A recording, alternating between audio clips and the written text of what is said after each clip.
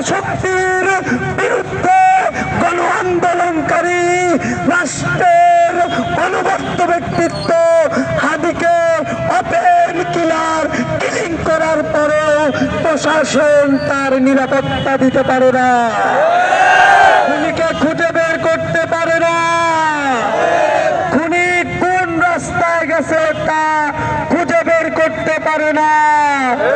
আবার প্রশাসন বলে খুনি এবার নিরাপদে ভারতে চলে গেছে।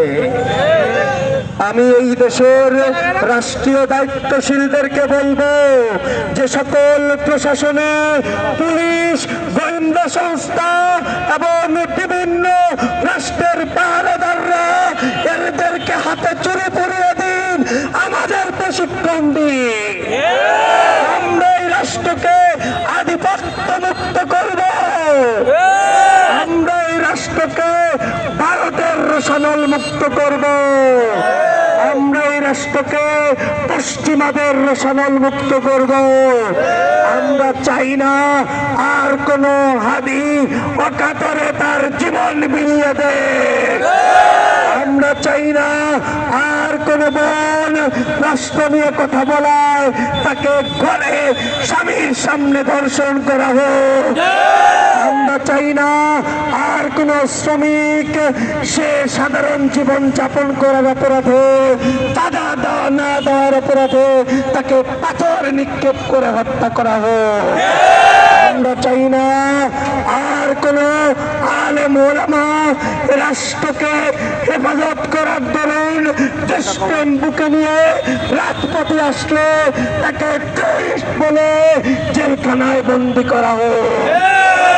আমরা বহু শাসন দেখেছি, শোষণ দেখেছি, নিপীড়ন দেখেছি, প্রশাসন দেখেছি, ক্ষমতাবান দেখেছি, সব সারাদের দেখা শেষ। ইনসাফের বাংলাদেশ আমাদের হাদি আমাদের শিখিয়ে দিয়ে গিয়েছে।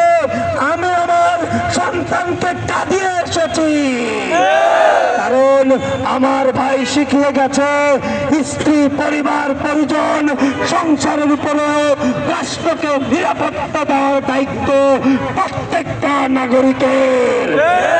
তাই আমরা সীসাঢালা প্রাচীরের মতো প্রশাসনিক দায়িত্ব পালন করব, বিজিবি হয়ে বর্ডার গার্ডের দায়িত্ব পালন করব।